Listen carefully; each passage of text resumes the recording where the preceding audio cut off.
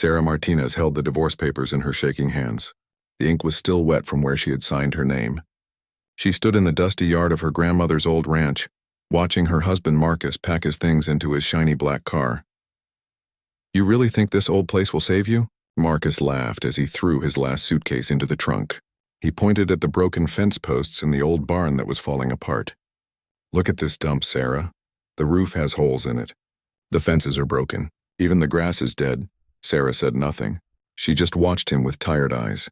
They had been married for 8 years and now it was over. Marcus had made that very clear when he told her he was leaving her for his secretary, a young woman named Jessica who wore expensive clothes and drove a red sports car. "You always said your grandmother's ranch was special," Marcus continued, his voice mean and cold. "But look at it now. It's nothing but old wood and weeds. You can't even afford to fix the broken windows." The ranch did look terrible. Sarah knew that. The house where her grandmother had lived for 50 years needed a new roof. The barn where they used to keep horses was ready to fall down. The fences that once held cattle were broken and rusty. The well that used to give fresh water was dry. Even the dirt road that led to the house was full of holes. Marcus got into his car and rolled down the window. "You have 6 months to figure out what you're going to do with this place," he said. "The bank is already calling about the money we owe them. Good luck paying for this mess without my income." He started the engine and drove away, leaving a cloud of dust behind him. Sarah watched until his car disappeared down the long dirt road. Then she was alone. She walked slowly toward the old house. Each step made a small cloud of dust rise up around her feet. The wooden steps to the front door creaked under her weight. Some of the boards were loose and bent when she stepped on them. Inside the house, everything looked sad and empty. The furniture was covered with old sheets that were now gray with dust. The kitchen had an old stove that didn't work anymore. The refrigerator made strange noises and barely kept things cold. In the living room, there were water stains on the ceiling where the roof leaked when it rained. Sarah sat down on her grandmother's old couch and began to cry. She cried for her broken marriage. She cried for the dreams she and Marcus had once shared. She cried because she had no money and nowhere else to go. Most of all, she cried because everyone said the ranch was worthless, and maybe they were right. The sun was going down. An orange light came through the dirty windows. Sarah remembered when she was a little girl, visiting her grandmother during summer vacation. Back then, the ranch had been beautiful. There were horses in the pasture and cattle grazing in the fields. Her grandmother grew vegetables in a big garden behind the house. The barn was painted red and white, and it looked like something from a picture book. Her grandmother, Maria Santos, had been a strong woman who never gave up on anything. She could fix broken fences, deliver baby calves, and make the best apple pie in the county. Sarah remembered sitting on the front porch with her grandmother, watching the sunset paint the mountains gold and purple. "This land has magic in it, mija," her grandmother used to say. "It just needs someone who believes in it." But her grandmother had been dead for 3 years now. The ranch had been empty since then, except for the time Sarah and Marcus came to visit. Marcus always complained about the long drive and the lack of cell phone service. He said the place gave him allergies and made him sneeze. Sarah got up and walked through the house, looking at the rooms where she had played as a child. Her grandmother's bedroom still had the same quilt on the bed, though it was faded now. The kitchen still had her grandmother's old pots and pans hanging on hooks near the stove. In her grandmother's bedroom, Sarah found an old photo album on the dresser. She opened it and saw pictures of the ranch from many years ago. There were photos of her great-grandfather training horses. There were pictures of her grandmother as a young woman, standing next to prize-winning cattle. There were photos of the ranch when it was successful and full of life. Sarah touched one of the photos with her finger. It showed her grandmother standing in front of the barn when it was new and freshly painted. Her grandmother was smiling and holding the reins of a beautiful brown horse. The horse looked strong and healthy, and its coat shined in the sunlight. "What would you do, Grandma?" Sarah whispered to the empty room. "How would you fix this mess?" She closed the photo album and walked back outside. The sun had set completely now and the sky was full of stars. Sarah had forgotten how many stars you could see out here, away from the city lights. The air was cool and clean, and she could hear owls calling from the old oak trees near the house. She walked to the broken fence at the edge of the yard and leaned against a fence post that was still standing. In the distance, she could see the mountains that surrounded the valley. Even in the darkness, they looked strong and permanent, like they would be there forever. For the first time since Marcus had left, Sarah felt something other than sadness. It was small, but it was there. It felt like hope, or maybe it was just stubbornness. She didn't know which, but it made her stand up straighter. "I'm not giving up," she said out loud to the empty ranch. "I don't know how, but I'm going to make this work." The wind blew through the broken fence, making a soft whistling sound. Somewhere in the distance, a coyote howled at the moon. Sarah listened to these sounds of the night and felt something wake up inside her. It was something wild and strong that she had forgotten she had. She turned and walked back toward the house. Tomorrow she would start figuring out how to save the ranch. Tonight she would sleep in her grandmother's bed and dream about what this place could become again. Marcus was wrong about one thing. This wasn't the end. This was just the beginning. 6 months had passed since Marcus drove away from the ranch. Sarah looked at herself in the cracked mirror of her grandmother's bathroom. Her face was thinner now, and there were dark circles under her eyes. She had lost 15 pounds because she couldn't afford to buy much food. Most days she ate canned beans and crackers for dinner. The electric company had turned off the power twice because Sarah couldn't pay the bills. She had been working 3 different jobs just to keep the lights on. In the morning, she cleaned offices in town. In the afternoon, she worked at the local diner, serving coffee and sandwiches to truck drivers. At night, she stocked shelves at the grocery store. Every job paid very little money. After she paid for gas to drive to work and bought the cheapest food she could find, there was almost nothing left. The bank called her every day, asking for the mortgage payment. She owed them $12,000, and they said they would take the ranch away if she didn't pay soon. Sarah was so tired that sometimes she fell asleep standing up while stocking shelves. Her hands were rough and cracked from cleaning chemicals. Her feet hurt from standing all day in cheap shoes that didn't fit right. But she kept working because she refused to give up on her grandmother's ranch. People in town talked about her behind her back. They said she was crazy for trying to save a place that was falling apart. Marcus's friends drove by the ranch sometimes just to laugh at her. They would slow down their cars and point at the broken fence and the sagging barn roof. "Look at that stupid woman," she heard one of them say. "She thinks she can fix that old dump with no money." Sarah pretended she didn't hear them, but their words hurt.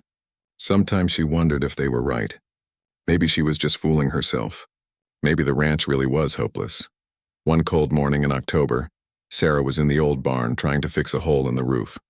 She was standing on a wooden ladder that wobbled every time she moved. Rain had been leaking through the hole for weeks, and now there was a puddle of muddy water on the barn floor. As she hammered a piece of wood over the hole, the ladder slipped. Sarah fell hard onto the barn floor, hitting her shoulder against an old wooden box. The box broke open and papers scattered everywhere. Sarah sat on the dirty floor, rubbing her sore shoulder. She was about to cry when she noticed something strange about the papers. They weren't just old newspapers or bills. They looked like journals or diaries written in her grandmother's handwriting. She picked up one of the journals and opened it carefully.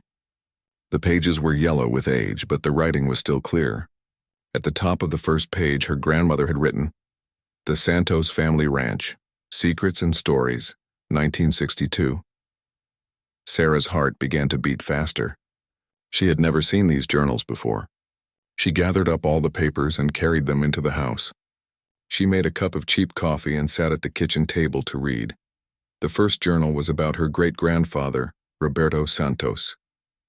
Sarah had always thought he was just a simple rancher, but the journal told a different story. Roberto had been famous for training wild horses.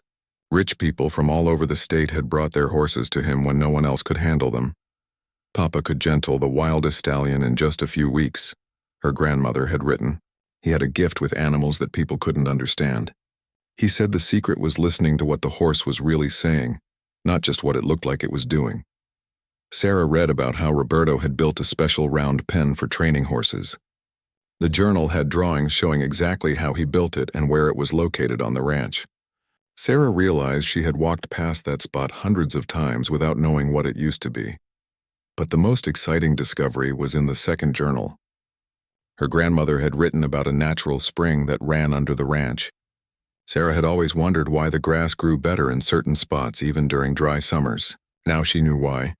"The spring runs from the mountains down through our land," the journal said.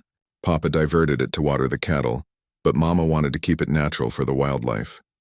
They argued about it for years, but finally Papa buried the pipes and let the spring run free again. He said the land would be happier that way. Sarah looked up from the journal and stared out the kitchen window. If there really was a natural spring running through the ranch, that changed everything. Water was the most valuable thing you could have in this part of the country. Ranchers paid thousands of dollars to drill wells, and many of them came up dry. She kept reading. The third journal was the most interesting of all. It was her grandmother's notes about working with troubled horses and the people who owned them. Maria Santos had discovered that healing broken horses often helped heal broken people too. Mrs. Patterson brought her daughter's horse today, one entry said. The girl died in a car accident last year, and the horse has been acting crazy ever since. It won't let anyone ride it and kicks at everyone who comes near. But I think the horse is just grieving like Mrs. Patterson is. Maybe if we help the horse heal, it will help her heal too. Sarah read entry after entry about horses that had been given up as hopeless. Her grandmother had used a combination of patience, understanding, and old family techniques to help them. Many of the horses became champions after her grandmother worked with them. The last journal was the most personal. It was her grandmother's thoughts about the ranch and her dreams for its future. This land has healing power, Maria had written. I can feel it in the soil and the water and the wind. Someday someone in our family will understand how to use that power to help people and animals. I pray that Sarah will be the one. She has the same gift that Roberto had, but she doesn't know it yet. Sarah closed the journal and wiped tears from her eyes. Her grandmother had believed in her even when Sarah didn't believe in herself. All this time she had been thinking the ranch was just old buildings and broken fences. But it was much more than that. She spent the rest of the day reading every journal and looking at every drawing. By evening, she had a plan. It would take time and money she didn't have, but she finally understood what the ranch could become. The next morning, Sarah called in sick to all 3 of her jobs. Instead of going to work, she walked around the ranch with her grandmother's journals, trying to find the places described in the writings. She found the spot where the horse training pen used to be. She found the area where the spring ran underground. She found the place where her great-grandfather used to grow special grass for the horses. Standing in the middle of what used to be the training pen, Sarah made a promise to her grandmother's memory. She was going to bring this place back to life. She didn't know how yet, but she was going to find a way. For the first time in months, Sarah felt something besides fear and exhaustion. She felt excited about the future. The ranch wasn't just a burden anymore. It was a treasure that had been waiting for her to discover it. That night, she slept better than she had in weeks. She dreamed about horses running free in green pastures and people coming from far away to learn her family's secrets. When she woke up, she was ready to begin. Sarah woke up to the sound of something crashing outside. It was still dark, just before sunrise on a cold November morning. She grabbed her grandmother's old bathrobe and ran outside to see what was making the noise. Near the broken fence at the edge of her property, she saw something that made her heart stop. A large black horse was tangled in the wire fencing, struggling to get free. The more the horse fought, the more tangled it became. Blood was running down its legs where the wire had cut into its skin. Sarah had never seen a horse like this one before. It was big and powerful, with a wild look in its eyes. Its black coat was muddy and covered with scratches. This wasn't someone's pet horse that had wandered away from home. This was a wild Mustang, and it was terrified. "Easy, boy," Sarah said softly as she approached. "Easy now." The horse's eyes rolled back in fear when it saw her coming. It tried to rear up on its back legs, but the wire held it down. Sarah could see that the horse was getting more hurt every time it struggled. She ran back to the house and got her grandmother's old toolbox. Inside, she found wire cutters that were rusty but still sharp. She also grabbed some old towels and a bottle of hydrogen peroxide that she used to clean cuts on her own hands. Getting close to the horse was dangerous. Its hooves were big enough to break her ribs if it kicked her. But Sarah remembered something from her grandmother's journals about staying calm around scared animals. Animals can smell fear. Her grandmother had written, "If you're afraid, they'll be afraid too. You have to find the peace inside yourself before you can help them find peace." Sarah took a deep breath and walked slowly toward the horse. She kept talking in a soft, steady voice. "I know you're scared," she said. "I'm scared too sometimes, but I'm going to help you get out of this mess." The horse watched her with one big dark eye. Sarah could see intelligence in that eye and pain and something that looked like hope.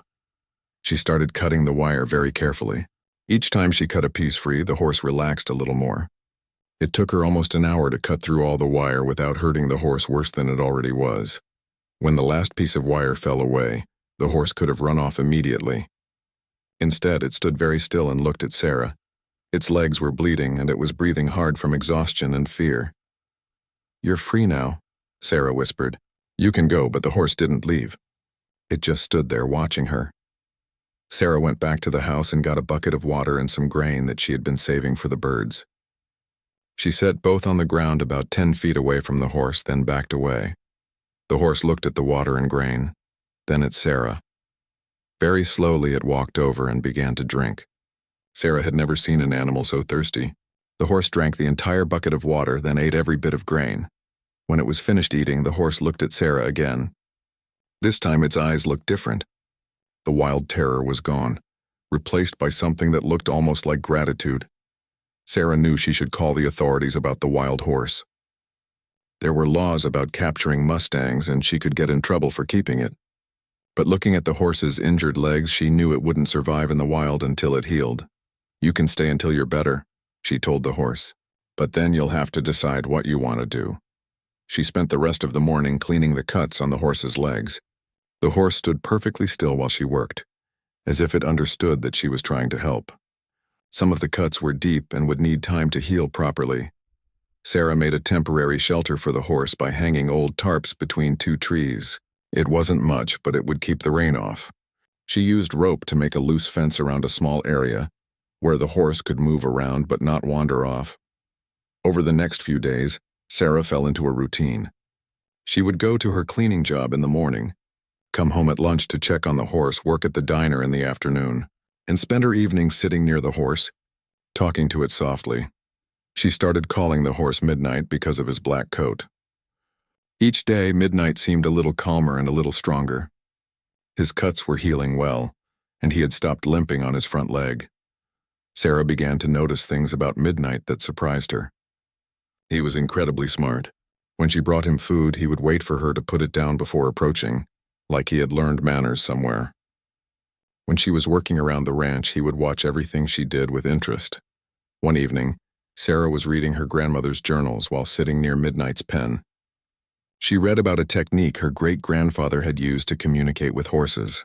Instead of trying to control them, he would mirror their movements and let them choose to trust him.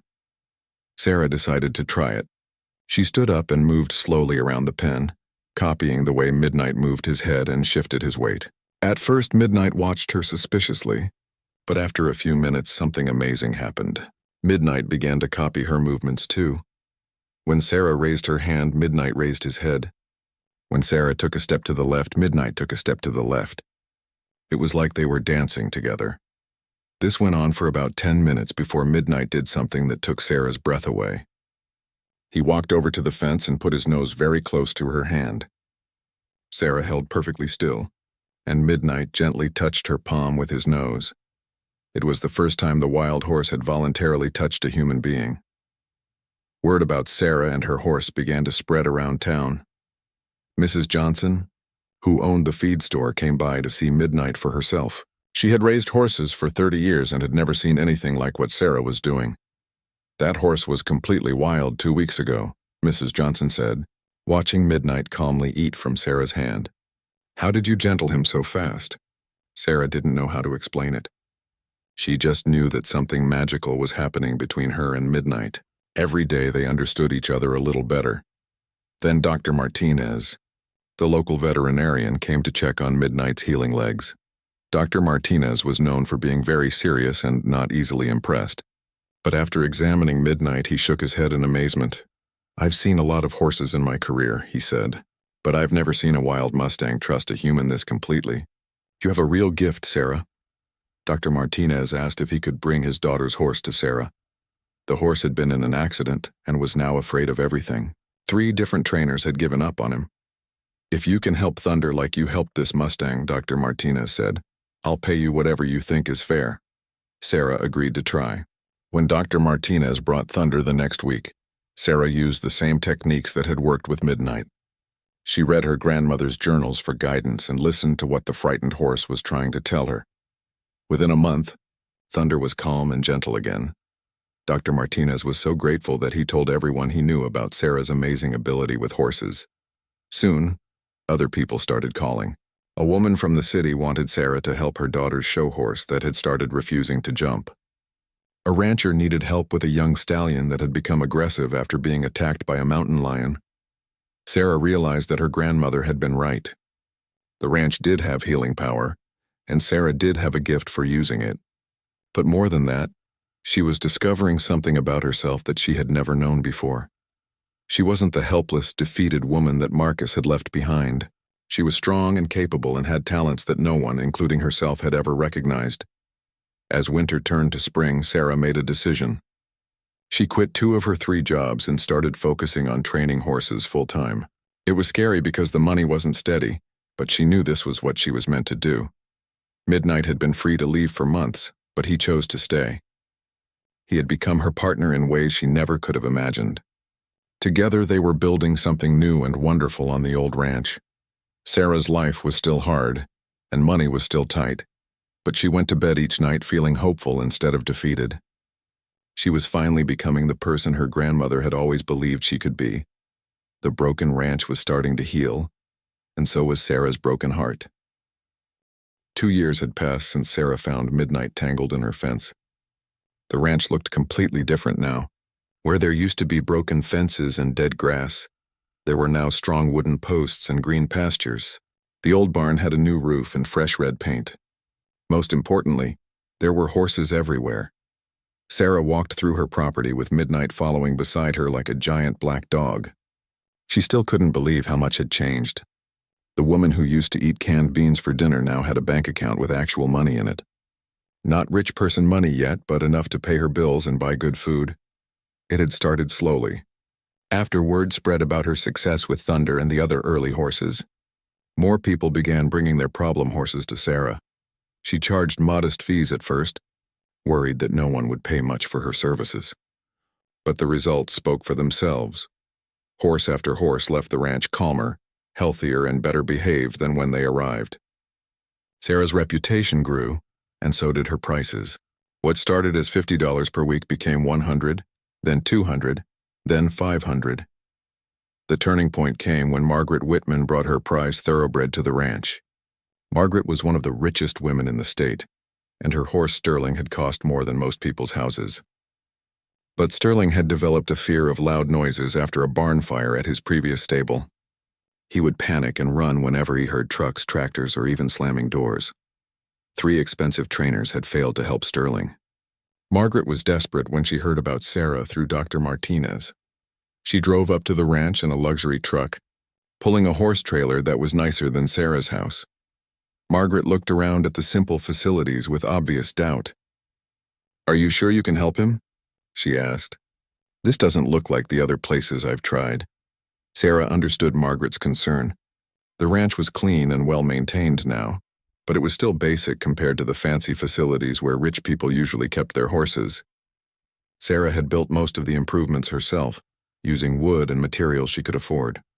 "Let me work with Sterling for 2 weeks," Sarah said. "If you don't see improvement, you don't pay me anything." Margaret agreed, mostly because she had run out of other options.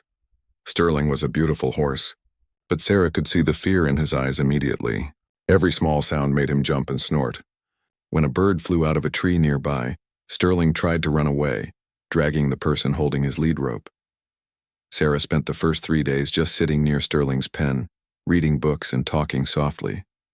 She didn't try to touch him or make him do anything. She just let him get used to her presence. On the 4th day, she began using techniques from her grandmother's journals. Instead of trying to make Sterling ignore scary sounds, she taught him that he could hear them and still be safe. She started with very quiet noises, like tapping a pencil on a fence post. When Sterling stayed calm, she gave him treats and praise. Gradually, the sounds got louder. Clapping hands, dropping a bucket, starting a small engine. Each time, Sarah made sure Sterling felt safe and rewarded him for being brave. The breakthrough came when Sarah had Midnight help with the training. Midnight was completely calm around loud noises, having lived in the wild where sudden sounds were normal. When Sterling saw that Midnight wasn't afraid of a backfiring truck, he began to relax too. By the end of 2 weeks, Sterling was a different horse. He could stand calmly while tractors drove by and didn't even flinch when someone dropped a tool nearby. Margaret was amazed. "I've spent $50,000 trying to fix this problem," Margaret said as she wrote Sarah a check. "You did it in 2 weeks with patience and understanding." Margaret paid Sarah $5,000 and told everyone she knew about the miracle worker at the old Santos ranch. Suddenly, Sarah's phone was ringing every day with calls from horse owners who had heard about her success. The money allowed Sarah to make bigger improvements to the ranch. She hired a crew to dig where her grandmother's journal said the natural spring should be. 20 feet down they hit water. Clear, clean water bubbled up from the ground like magic. Sarah used the spring water to irrigate new pastures and fill a small pond. The grass grew thick and green, even during the hot summer months. Wildlife began returning to the ranch. Deer came to drink from the pond in the evenings. Birds nested in the trees around the water. The whole property seemed to come alive. With more water available, Sarah could take care of more horses. She built additional pastures and upgraded the barn with better stalls and equipment. She also built a round training pen exactly like the one described in her great-grandfather's drawings. The round pen became the heart of her horse training program. Something about the circular space and the way the sunlight fell through the trees made both horses and people feel peaceful. Sarah did her best work in that pen, and the horses seemed to understand her better there. As her business grew, Sarah realized she needed help. She hired Tom Bradley, a young man who had been working at other ranches for low pay. Tom was quiet and gentle with animals, and he learned Sarah's methods quickly. "I've worked with horses my whole life," Tom told Sarah after his first month. "But I never understood them the way you do. It's like you can read their minds." Sarah also hired Maria Gonzalez, a woman who had experience taking care of horses' daily needs. Maria was practical and organized, helping Sarah keep track of which horses needed what kind of care. With Tom and Maria helping, Sarah could focus on the training work she did best. Word continued to spread about the special things happening at the ranch. A magazine writer came to do a story about Sarah's unusual methods. The article was published in a horse magazine that was read all over the country. After the magazine article came out, Sarah started getting calls from farther away. People from other states wanted to bring their horses to her ranch. Some offered to pay thousands of dollars for just a few weeks of training. Sarah raised her prices again, but people kept coming. They said the results were worth any amount of money. Horses that had been given up as hopeless became calm and happy after working with Sarah. The ranch began attracting different kinds of visitors too. People who didn't even own horses started coming just to see the beautiful property and watch Sarah work. Some asked if they could stay overnight to experience the peaceful atmosphere. This gave Sarah an idea. She used some of her earnings to build 2 small guest cabins near the pond. They were simple but comfortable, with big windows overlooking the water. She started offering what she called horse therapy retreats for people who were stressed or going through difficult times. Guests would spend a few days at the ranch, helping with simple horse care tasks and learning basic training techniques. Many said it was the most relaxing experience they had ever had. Being around the gentle horses and the beautiful natural setting helped them feel better about their problems. The retreats became so popular that Sarah built 2 more cabins. She hired a cook to prepare healthy meals using vegetables from a garden she had planted near the spring. Everything served at the ranch was fresh and organic. By the end of her 2nd year in business, Sarah was making more money than she had ever dreamed possible. But more important than money, she had found her purpose in life. Every day brought new challenges and new opportunities to help both horses and people. The broken ranch that Marcus had mocked was now a thriving business. Sarah had paid off all the old debts and was putting money away for even bigger improvements. She was planning to build a proper indoor arena and maybe add a few more guest cabins. Standing by the pond one evening, watching the sunset reflect in the water while midnight grazed nearby, Sarah felt a deep sense of satisfaction. She had taken something that everyone said was worthless and turned it into something valuable and beautiful. She was no longer the scared, defeated woman who had signed divorce papers in this same spot 2 years ago. She was strong, confident, and successful. She had built this empire from dirt and determination, and she was just getting started. The best part was knowing that her grandmother would be proud. Sarah had found the magic in the land just like her grandmother always said she would. 3 years after finding midnight in her fence, Sarah stood in front of a camera crew from National Geographic. The reporter, a well-dressed woman from New York, was asking her questions about what they were calling the Miracle Ranch. "So tell us, Sarah," the reporter said, "how did you transform this place from a failing ranch into what experts are calling the most innovative horse therapy center in North America?" Sarah smiled and looked around at her property. It was hard to believe this was the same place where she used to cry herself to sleep, worried about losing everything. Now the ranch was featured in magazines, and people from around the world came to learn her methods. The main barn was now a state-of-the-art facility with 12 large stalls, each designed for maximum comfort and safety.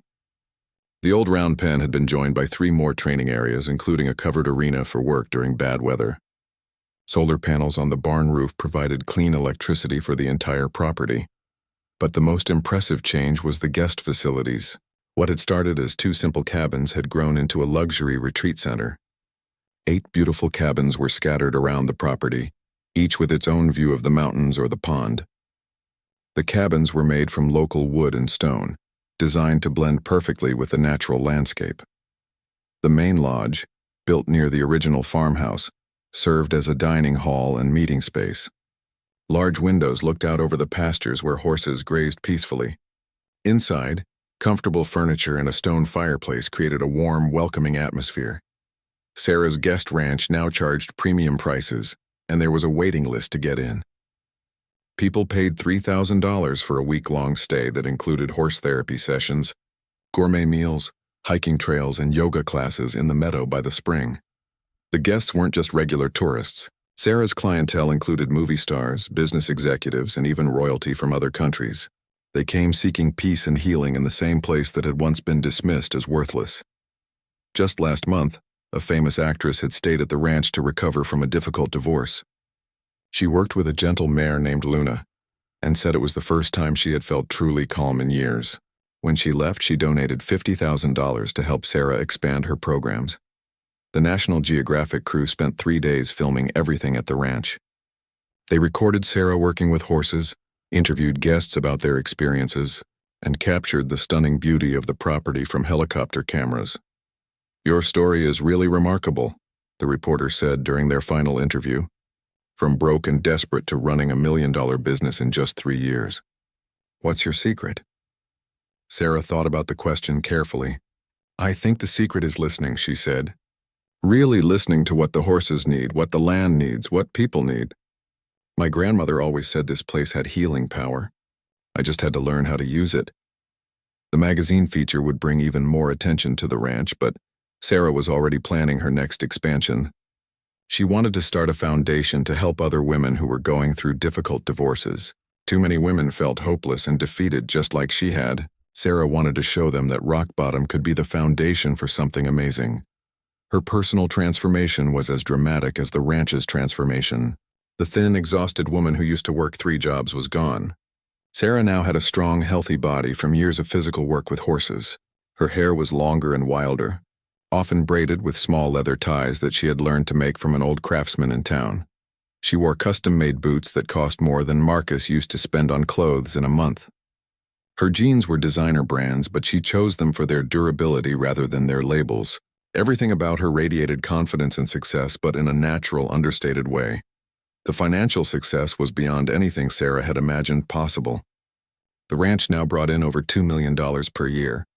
After paying her employees and covering expenses, Sarah was able to save money and invest in improvements. She owned the land outright and had enough money in the bank to weather any crisis. But the money wasn't the most important thing. Sarah had discovered that she had a talent for healing that went far beyond training horses.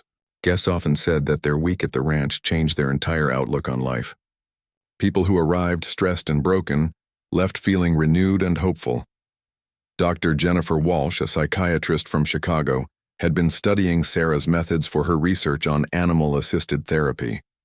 "What Sarah has created here is unique," Dr. Walsh explained to the National Geographic cameras. "She's combining traditional horse training with modern psychology and ancient wisdom about the healing power of nature. The results are extraordinary." Sarah's staff had grown to 12 full-time employees. Tom Bradley was now her head trainer, and Maria Gonzalez managed the guest services. Sarah had also hired a chef, a groundskeeper, 2 additional horse trainers, a yoga instructor, a massage therapist, and a business manager. Everyone who worked at the ranch felt like they were part of something special. The atmosphere was peaceful and positive, very different from the stress and competition found at most businesses. Sarah treated her employees like family, paying them well and giving them opportunities to learn and grow. Midnight was still Sarah's constant companion, though he was no longer the only special horse on the ranch. Sarah now owned 15 horses, each chosen for their gentle temperament and ability to work with humans who needed healing. Midnight had become the unofficial leader of the herd, teaching younger horses how to be calm and patient with nervous guests. The spring that Sarah had uncovered was now the centerpiece of the property.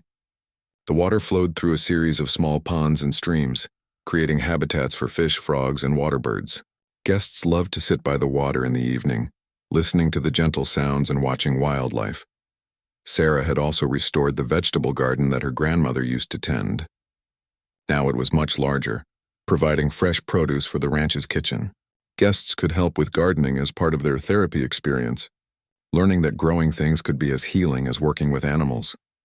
The old farmhouse where Sarah's grandmother had lived was now Sarah's private residence. She had renovated it carefully, keeping the character of the original building while adding modern conveniences. The kitchen was equipped for serious cooking, and the living room was filled with comfortable furniture and books about horses, healing, and sustainable living. Sarah's bedroom was in the back of the house, with windows that looked out over the pastures where her horses spent their nights.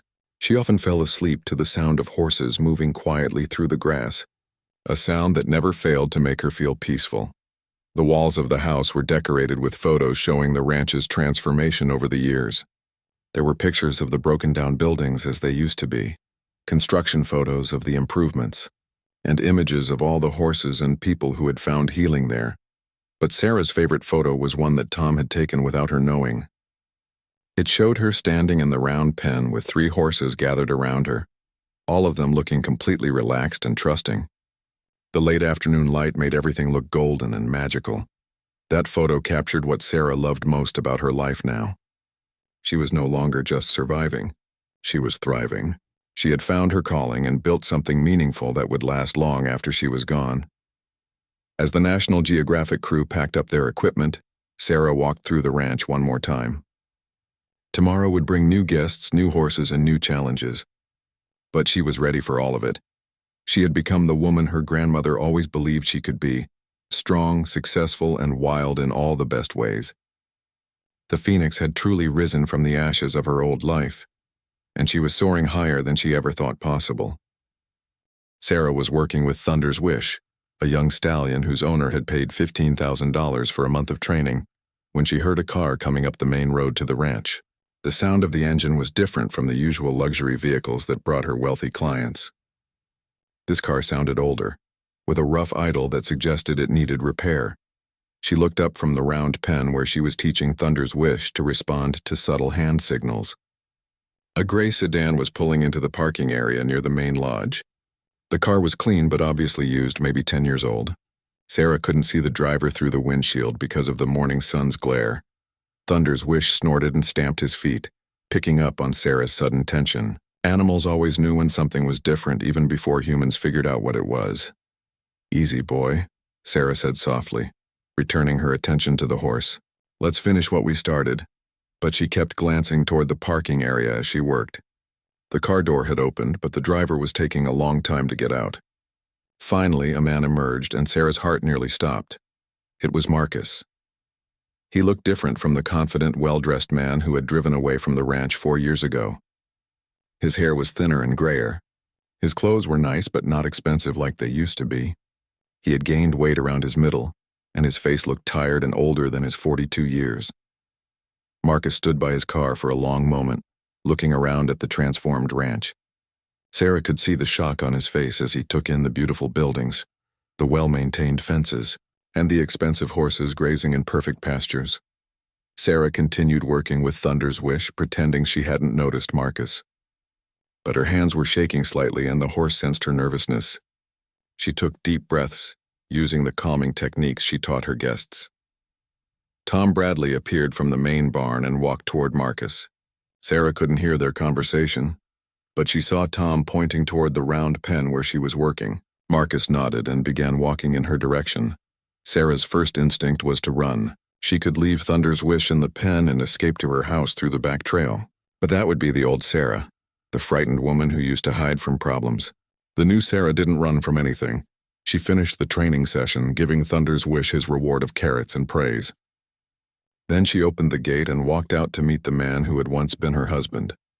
Marcus stopped about 20 feet away from her, as if he wasn't sure how close he should come. For a moment, they just looked at each other across the years and the enormous changes that had happened since their divorce. "Hello, Sarah," Marcus said finally. His voice was different too, less confident than she remembered.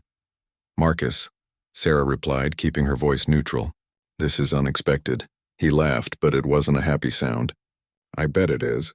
I bet you never thought you'd see me again." Sarah studied his face, looking for clues about why he was here. Marcus had never been good at hiding his emotions, and right now he looked like a man who was trying to appear casual, while dealing with something that was anything but casual. "What can I do for you?" Sarah asked. Marcus gestured around at the ranch, shaking his head slowly. "I heard rumors, but I didn't believe them. They said you had turned this place into some kind of luxury resort. They said you were making serious money." "They were right," Sarah said simply. "Jesus, Sarah. When I left here, this place was falling apart. The roof leaked, the fences were broken, everything was dead. How did you do this?" Sarah could have told him about the long nights reading her grandmother's journals, the months of eating nothing but beans and crackers, the backbreaking work of rebuilding everything herself. She could have explained about discovering her gift with horses, about learning to trust her instincts, about building a business one satisfied customer at a time. Instead, she said, "Hard work." Marcus walked closer, looking at her more carefully now. Sarah knew what he was seeing. The woman he had left behind was gone completely. In her place stood someone stronger, more confident, and more successful than he had ever been. Her long hair was braided with leather ties, and she wore jeans that fit her perfectly over boots that probably cost more than his car payment. Her face was tanned from working outdoors, and her body was strong and healthy. Most importantly, her eyes held a calmness and strength that had never been there when they were married. "You look good," Marcus said, and there was something in his voice that might have been regret. "Really good.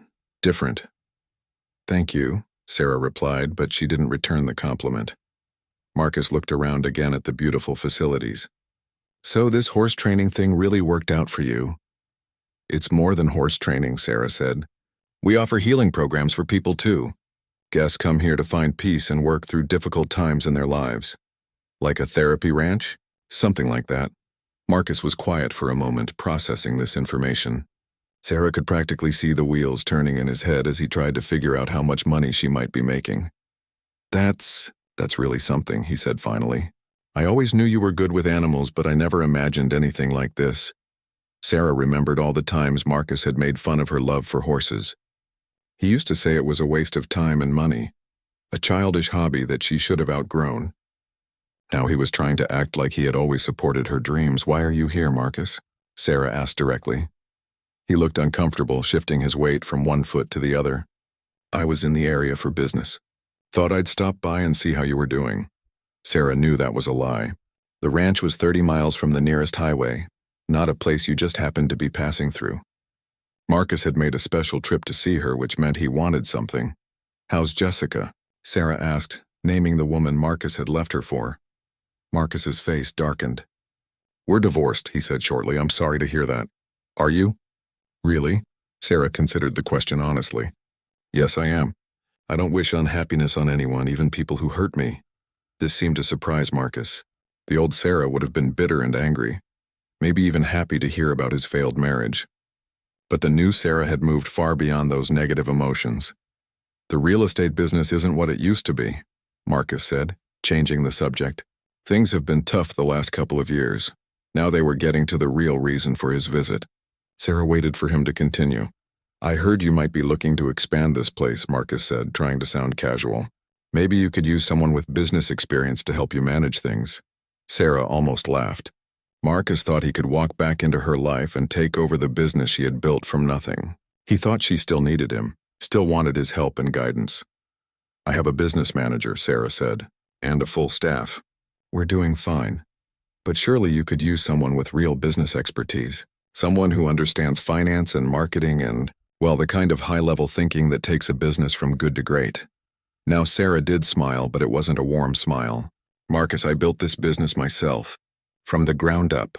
I learned everything I needed to know, and I surrounded myself with people who are experts in their fields.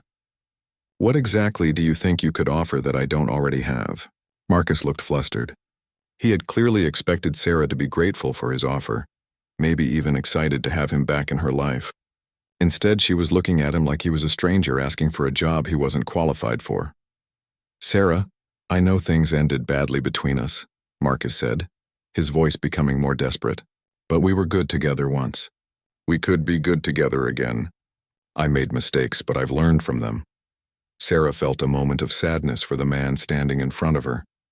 He looked lost and defeated, nothing like the confident person who had mocked her dreams 4 years ago, but her sadness was distant, like something she might feel for a character in a sad movie. No, Marcus, she said gently but firmly. We can't go back. Too much has changed.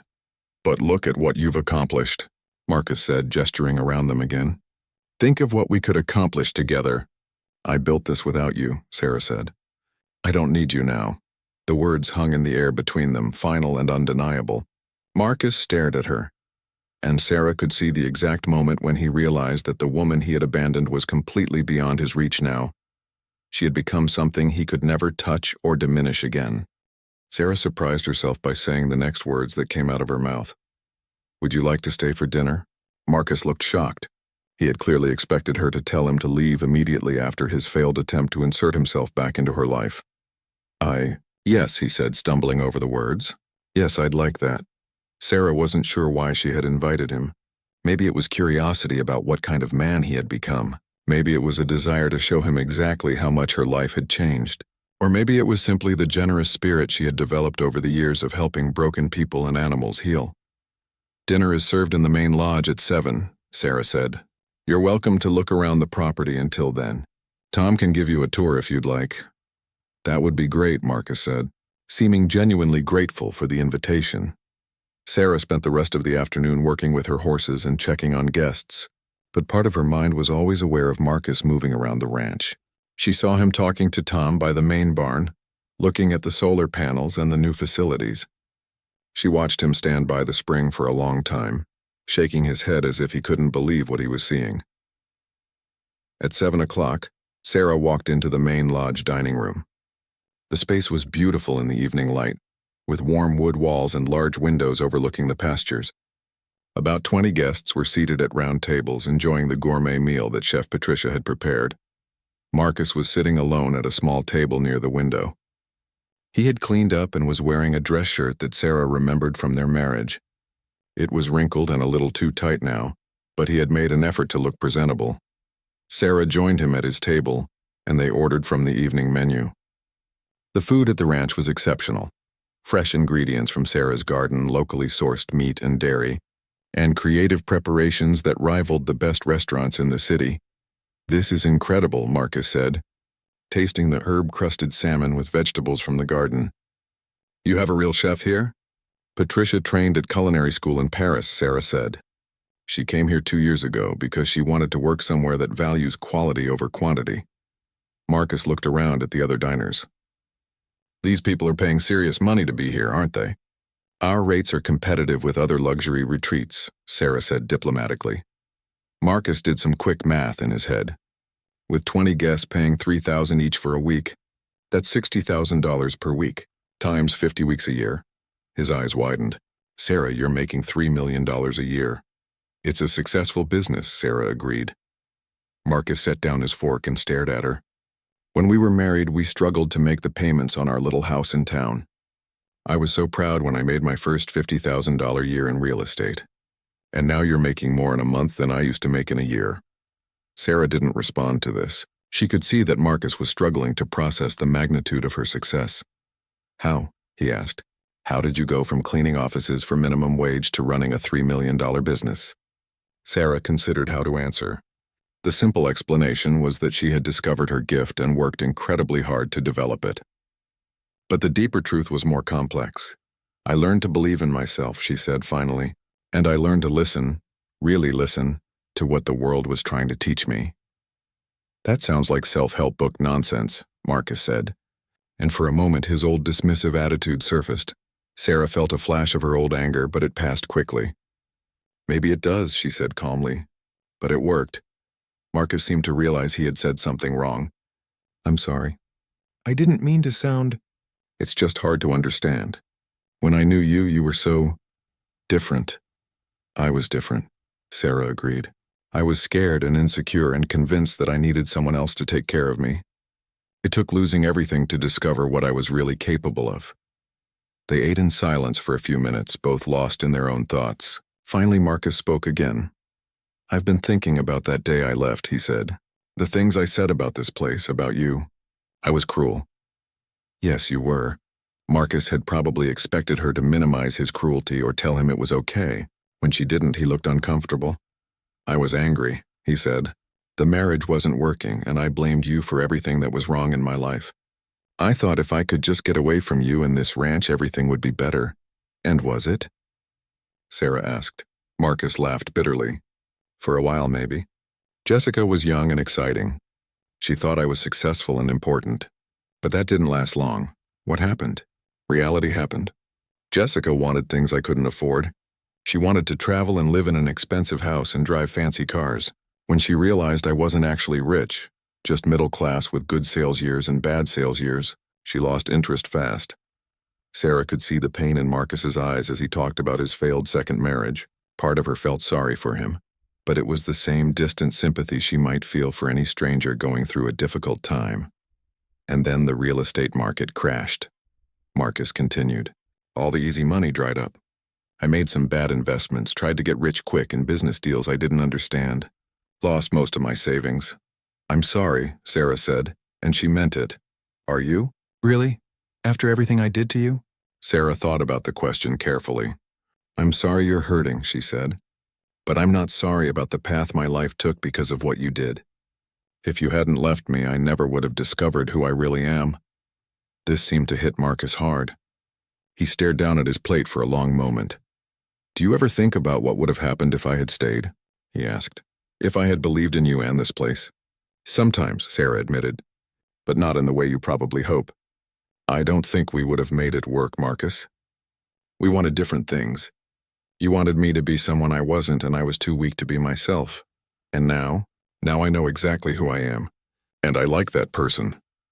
Marcus looked around the dining room again, taking in the elegant atmosphere and the wealthy guests. All of this could have been ours, he said. Sarah shook her head. No, it couldn't have. This place exists because I was desperate enough to do whatever it took to save it. If you had been here, I would have looked to you to fix everything. I never would have discovered my own strength. So you're saying it's good that I left you? I'm saying that everything happened the way it needed to happen. Marcus was quiet for a long time, processing this. When he spoke again, his voice was different, smaller, more vulnerable. I made a huge mistake, didn't I? Leaving you was the biggest mistake of my life. Sarah looked at him with compassion but no romantic feeling whatsoever. You made the best decision you could with the information you had at the time. We both did. But if I had stayed, if I had supported you... Marcus, Sarah said gently but firmly, we can't change the past. And honestly, I wouldn't want to. I love my life now. I love who I've become. I love the work I do and the people I help. This is exactly where I'm supposed to be. Marcus stared at her, and she could see him really understanding for the first time that she was completely beyond his reach. She hadn't just moved on from their marriage.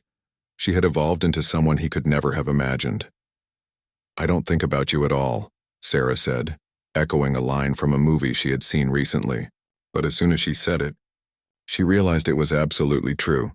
Marcus's face went through several emotions: surprise, hurt, and finally a kind of defeated acceptance. I guess I deserved that, he said.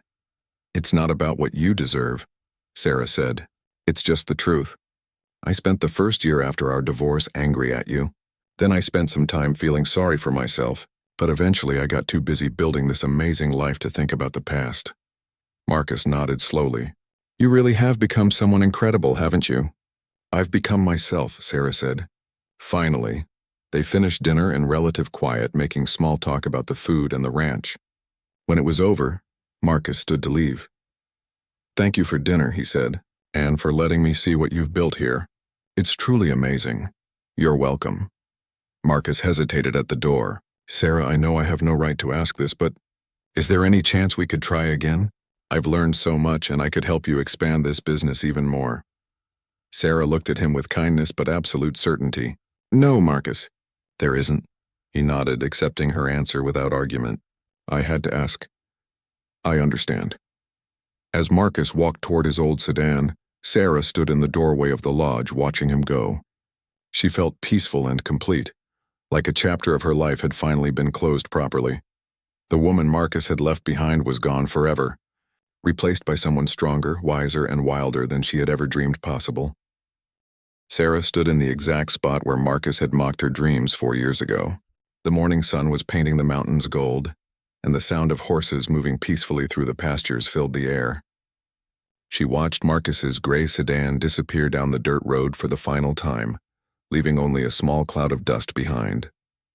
Midnight wandered over from the nearest pasture and nuzzled her shoulder gently.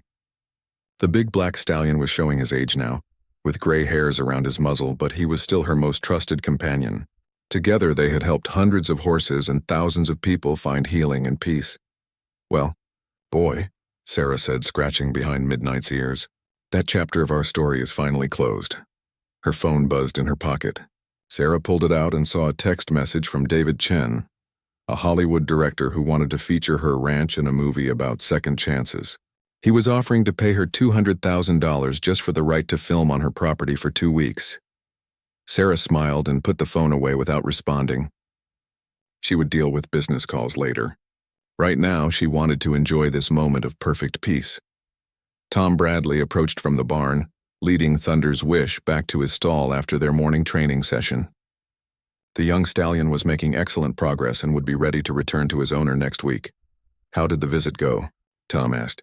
He had worked for Sarah long enough to read her moods, and he could see that she was relaxed and content. Better than I expected, Sarah said. Marcus got to see what we've built here, and I got some closure on that part of my life. Are you okay? Sarah considered the question. I'm perfect, she said, and realized it was completely true. As Tom led Thunder's Wish away, Sarah walked through her property, taking in all the changes that 4 years of hard work had created.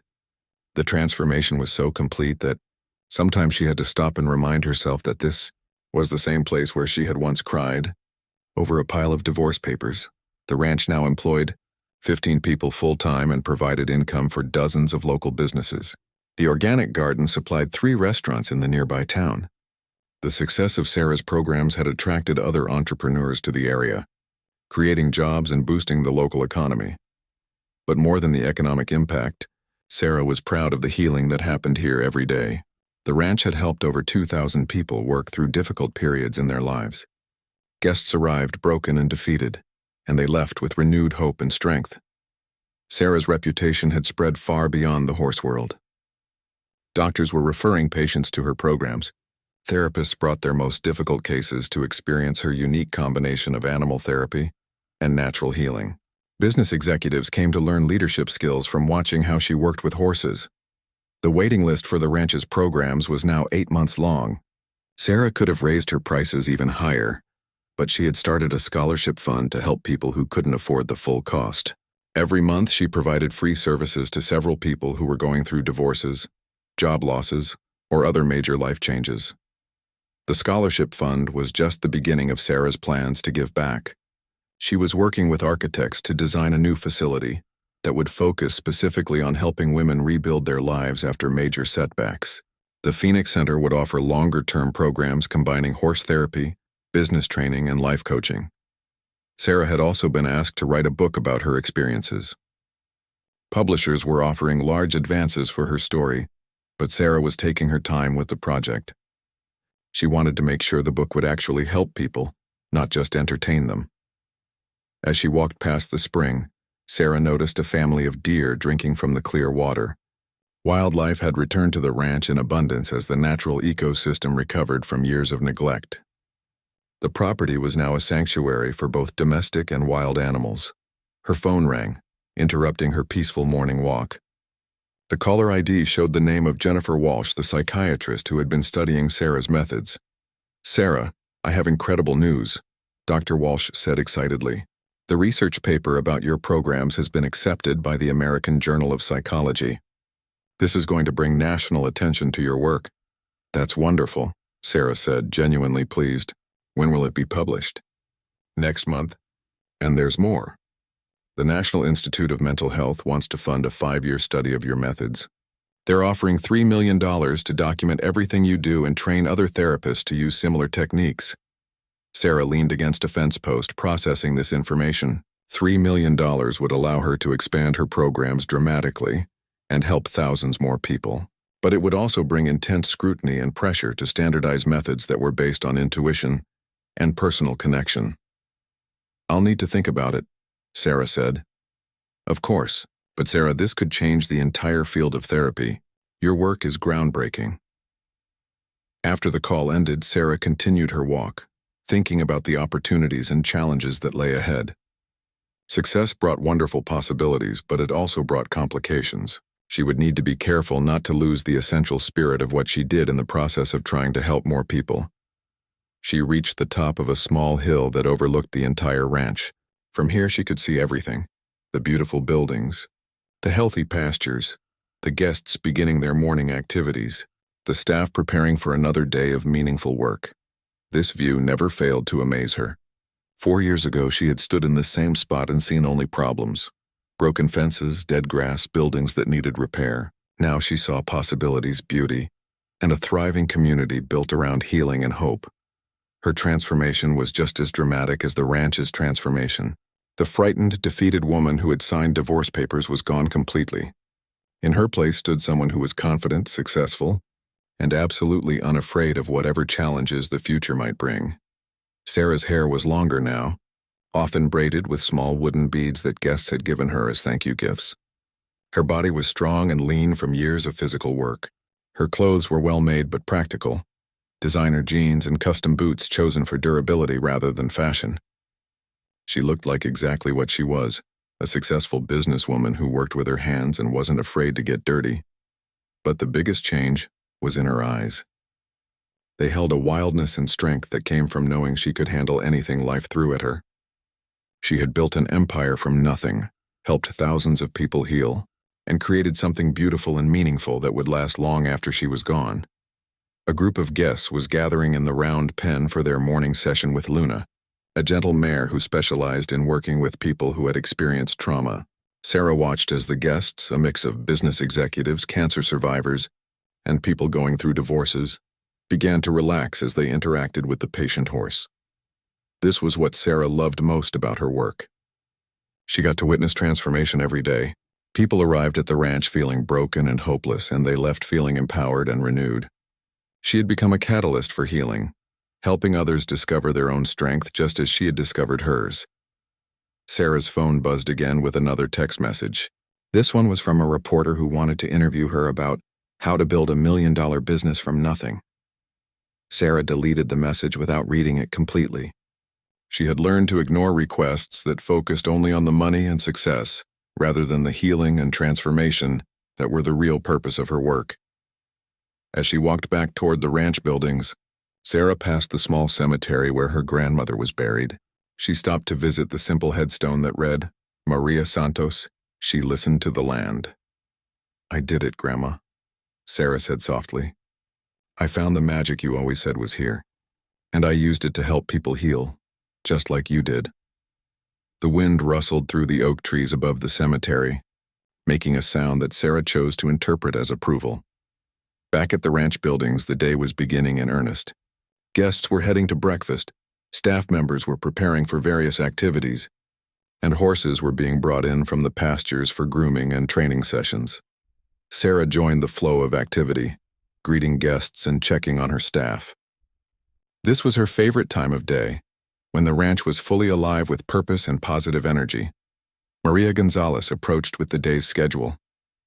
We have a new arrival this afternoon, she said. A woman going through a difficult divorce. She specifically requested to work with you after reading about your story online. Sarah nodded. Put her with Gentle Ben for the first few sessions. He's good with people who are dealing with betrayal and loss. As Maria walked away, Sarah Sarah reflected on how many women she had helped who were going through situations similar to what she had experienced. Each one reminded her of how far she had come and reinforced her commitment to helping others find their own strength. The morning flew by in a blur of training sessions, guest consultations, and business decisions.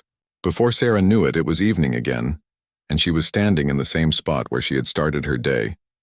But this time, she wasn't alone. Midnight was there, as always, along with several other horses who had learned to trust her completely.